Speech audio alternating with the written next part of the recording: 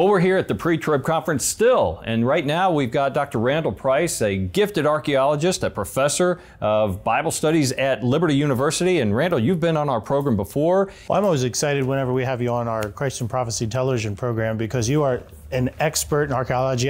Any paper I write, usually Dr. Price is in the footnotes there somewhere. And so we have talked to many people over the years on our show, and they always say that Israel is a prophetic time clock. We look to Israel, and you're the expert in Israel. So I've got to ask you why we've got you here. How do you see the temple, the third temple, coming about? Yeah.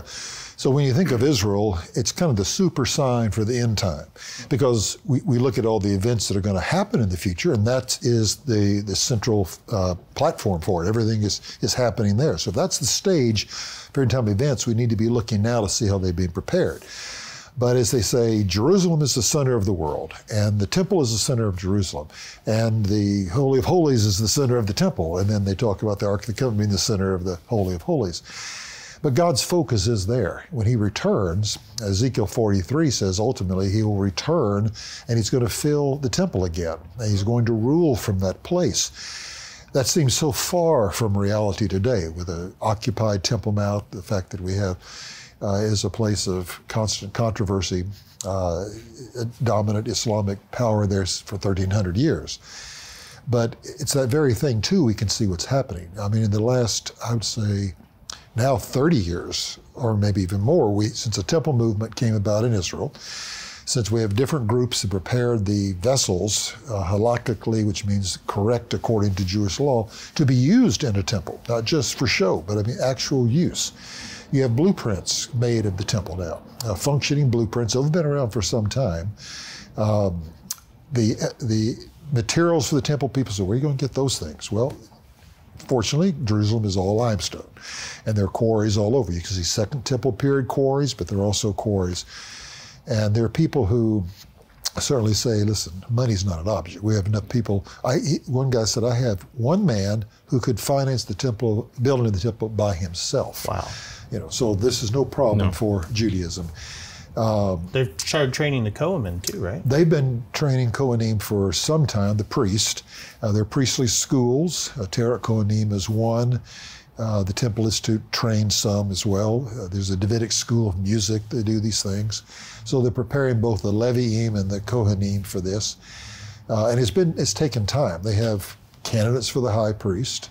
They have one guy now. They have the Sanhedrin, been revived as well. So the Sanhedrin, who presided over the laws of the temple. So they haven't existed because they haven't been a functioning temple. But now in preparation for the hope there will be one, they've been convening. And they, of course, have to identify the right spot. They have to build an altar. They have to, of course, rebuild the temple, but also do things like with the red heifer to have that for the purification. So many things are to be done. But the very fact that they're not only being discussed, but actually people are preparing for these things.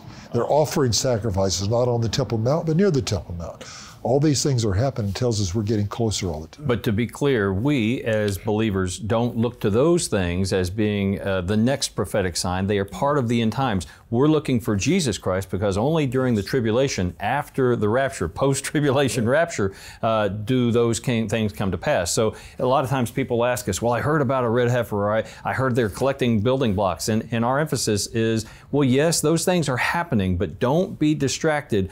We are looking for Jesus Christ. Right, absolutely.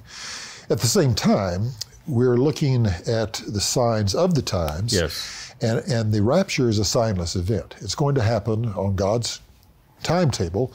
There's nothing that has to precede it. You know, we know it's going to happen. And so, like, we're filming this right now, the Christmas season. Yeah. But, you know, when Thanksgiving had come just previous to this, already, you know, we saw, I said, Thanksgiving, means Christmas is coming. Well, some people had decorations out, some didn't, but you knew Christmas was coming because Thanksgiving was here and Christmas follows that. So that's that old illustration to simply say that if we're seeing these things related to Judaism that are going to be part of the tribulation period and Christ comes before that period, then how near must we be to that time of His coming? I've always heard people say that, hey, you should give money towards the third temple, but technically the third temple is the Antichrist temple that he desecrates. There's a millennial temple that follows, is that correct? Yeah, well, I wouldn't call it the Antichrist temple because he desecrates it. and it's called the temple of God in 2 Thessalonians 2, verse 4. So because of that, it's a legitimate temple that is built, but he desecrates it at the midpoint of the tribulation. So you can't desecrate something that's not already considered holy. Good point.